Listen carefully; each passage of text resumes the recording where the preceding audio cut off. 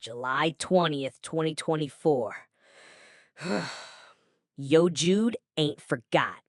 That much is clearer than a freshly bleached white sheet on laundry day, which, incidentally, they don't have here. Her eyes, man. They bore into me like I'm the walking, breathing, freestyling embodiment of every sin in her warped little Bible. And after my little impromptu rap concert the other day, where I basically called her out on her whole tyrannical vibe, she's cranked up the torment to 11. This ain't just a mental hospital. Nah, this is a damn holy war, and I'm her personal antichrist. Straight up, no cap.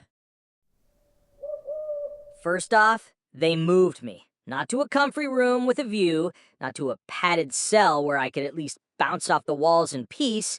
Nah, straight to solitary. Enforced isolation, they called it, with a smirk that felt colder than the grits they serve for breakfast. I call it Jude's personal dungeon, a place designed to break spirits like cheap plastic toys. These walls, thicker than a concrete slab of regret, patched up with peeling paint and grime that's probably older than Jude herself. The only light is a sliver from a crack high up, like God himself is just peeking in to laugh at my misery. It's supposed to be quiet, a sensory deprivation chamber for the soul. But for me, the silence in here is louder than any concert I ever played. See, that frequency Arden jammed into my neck? It's amplified in here, man. It hums with the trapped screams of every soul that's ever been in this dark hole. It's like the silence itself is screaming, a constant high-pitched whine behind my eyes that makes my molars ache.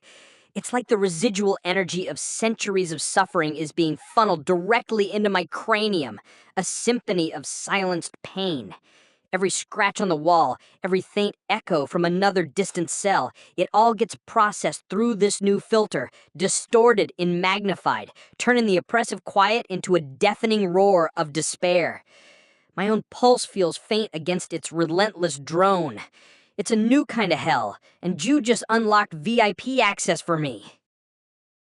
Jude ain't forgot my defiance.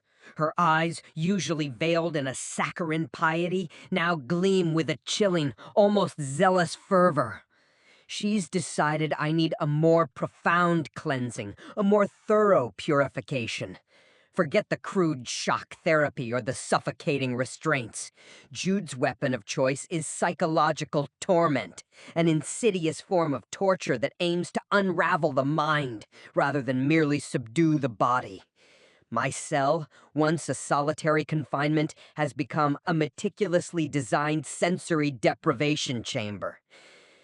The heavy steel door is now sealed with thick padding, muffling even the faintest echoes of the outside world. The single, barred window, my only connection to the sky, has been boarded over, plunging the space into an eternal twilight that blurs the lines between day and night. Time becomes a fluid, meaningless concept. I exist in an oppressive vacuum, the silence a deafening roar that amplifies every beat of my own heart, every whisper of my own breath. This enforced isolation is her first stroke, a calculated attempt to break my spirit through profound loneliness, to sever my tether to reality. But the isolation is merely a prelude to the true torment. Jude believes I am possessed, that my defiance is a manifestation of an unholy entity. And so she orchestrates meditation sessions in the chapel, sessions that are anything but peaceful. The chapel, usually a dimly lit sanctuary, is transformed into a blinding white void. Powerful halogen lamps are strategically placed, their brilliant beams bouncing off the stark, unadorned walls, creating an oppressive glare that stings my eyes even when closed. The air, usually thick with the scent of old wood and beeswax, is now tinged with the acrid aroma of ozone from the intense lighting. And then there's the sound. Oh, the sound. It's not the gentle hum of traditional hymns or the soothing murmur of prayer. No, Jude has discovered a collection of archaic monastic chants, their ancient melodies twisted and distorted through strategically placed loudspeakers. The chanting isn't harmonious. It's discordant, a cacophony of overlapping voices, each note just slightly off key from the next, creating a grating, dissonant resonance that grates on my nerves. Sometimes the chanting swells to a deafening roar, a frantic, repetitive mantra designed to overwhelm and disorient. Other times it recedes to a barely perceptible whisper, just enough to keep me on edge, straining to discern the words, which are often Latin phrases about damnation, repentance, and the expulsion of evil. During these meditations, I am strapped into a wooden chair, my head immobilized by a heavy brace, forced to face the blinding light. Jude, a spectral figure in her crisp white habit, paces before me, her shadow flickering ominously in the intense glare. She recites scripture, her voice a low, droning, hypnotic drone, interspersed with sharp, cutting rhetorical questions about my perceived sins, my resistance, my unwillingness to embrace God's grace. But even in this sensory assault, even in the depths of her carefully crafted torment, my frequency persists. It is a part of me, a core resonance that cannot be extinguished. And so I use it. Subtly at first, a barely perceptible pushback against her psychological assault. During the enforced isolation in my cell, when the silence presses in like a physical weight, I focus my frequency, directing a low-level energetic pulse outwards. It's not enough to cause significant damage, but it's enough to create minor electrical glitches. The ancient fluorescent lights in the corridor outside my cell, never entirely reliable, begin to flicker erratically when Jude approaches. A brief, almost imperceptible blackout in the cell block as she walks past, a faint hum that only she seems to notice, a buzzing vibration in the floor beneath her feet. In the chapel, my resistance becomes more pronounced. As the blinding lights sear my vision, I channel my frequency, causing them to flicker wildly, sometimes even dimming momentarily as if on the verge of burning out. The effect is fleeting, but it's there, a tiny disruption in her meticulously controlled environment. It catches her eye, a flicker of irritation in her usually placid gaze. And then there are the sounds. The discordant chanting is her weapon, but I can twist it subtly. I don't silence it. That would be too obvious. Instead, I introduce faint disembodied moans. They are not human. They are echoes, whispers of sound that seem to emerge from the very air itself. They are low and guttural, sometimes sounding like a distant lament, other times a barely audible groan of pain. They are strategically placed, appearing just as Jude is delivering a particularly fervent sermon, or when her eyes are fixed on me with intense scrutiny. They are designed to distract H. Sometimes the moans are accompanied by a faint metallic scraping sound, as if something unseen is being dragged across the chapel floor. Other times, it's a soft thud, like something falling from a great height. These are not grand, dramatic displays of power, but subtle intrusions, whispered Suggy. Whispered suggestions of something else at play, something beyond her control. Jude sees it. She always does.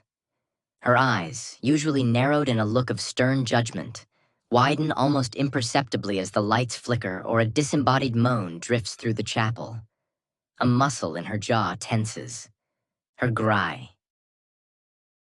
Her grip on the crucifix she often clutches tightens. She knows it's me. She doesn't have proof, not in any conventional sense, but she feels it. A cold prickle of recognition, a familiar resonance that clashes with her own.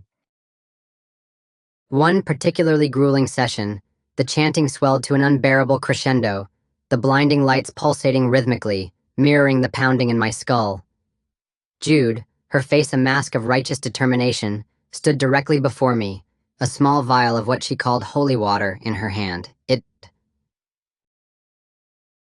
It wasn't just water. It was thick, viscous, and smelled faintly of brine and something vaguely metallic. With a swift, almost violent motion, she flicked the liquid at my face. It wasn't a gentle sprinkling. It was a forceful splash that stung my eyes and ran down my cheeks. The holy water felt like acid on my skin, a searing cold that prickled and burned. It wasn't physical acid, I knew, but the psychological impact was immediate and profound. It was a symbolic act, a ritualistic attempt to cleanse me of the evil she perceived. My defiant spirit recoiled, but my FE frequency, instead of weakening, surged. As the holy water dripped from my face, I channeled every ounce of my energy into a focused surge. The electrical system in the chapel groaned. The overhead lights exploded, showering the room with sparks and shattered glass. The loudspeakers crackled and then died, plunging the chapel into sudden, eerie silence, the air filled with the acrid scent of ozone and burning wires. Jude, for the first time, flinched. Her eyes, wide with shock, stared at the smoking wreckage of the chapel's electrical system, a tangled mess of charred wires and shattered conduits that hissed and crackled like a dying beast. The acrid smell of burnt plastic and ozone filled the air, stinging the nostrils and bringing tears to the eyes. The other orderlies gasped, a collective intake of breath that echoed the sudden, violent disruption of the calm. Some recoiled in fear, their faces pale and drawn, their hands instinctively flying to cover their mouths as if to ward off a contagious terror.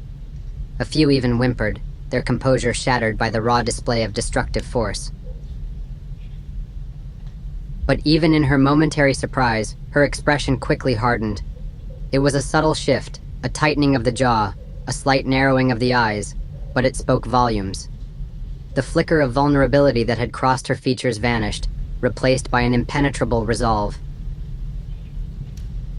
It was a look that seemed to strip away all pretense, to see directly into the deepest recesses of my being. She saw not defiance, though defiance certainly fueled my actions, but confirmation. My power, my ability to disrupt her carefully constructed world, her rigid, predictable existence, was for her not an act of rebellion, but a validation of her deepest, most terrifying suspicions. It confirmed the chaotic, untamed force she had always sensed lurking beneath the surface of my apparent compliance, the primal energy she had sought to suppress and control with every meticulous rule and every chilling constraint. She saw the untamed, the unpredictable, the very antithesis of the order she so desperately clung to. The smoking wreckage of the chapel's electrical system, once a symbol of the institution's technological superiority and its unwavering control, was now a testament to its fragility. It was a physical manifestation of the disruption I had brought, a visible scar on the face of their perfect order. The lingering scent of burning wires served as a constant, pungent reminder of the boundaries I had crossed, the lines I had obliterated. It was a scent that would forever be associated with my presence, with the moment everything changed. The other orderlies, still reeling from the shock, began to stir, their initial fear giving way to a nascent anger. They looked from the damaged machinery to me, their eyes filled with a mixture of apprehension and resentment. They were the upholders of Jude's order, the foot soldiers of her carefully constructed peace, and I had shattered it. They saw me as a rogue element, a dangerous anomaly that threatened the very fabric of their existence. Their hushed whispers began to grow louder, turning into a low murmur of discontent that threatened to erupt into a full-blown outcry.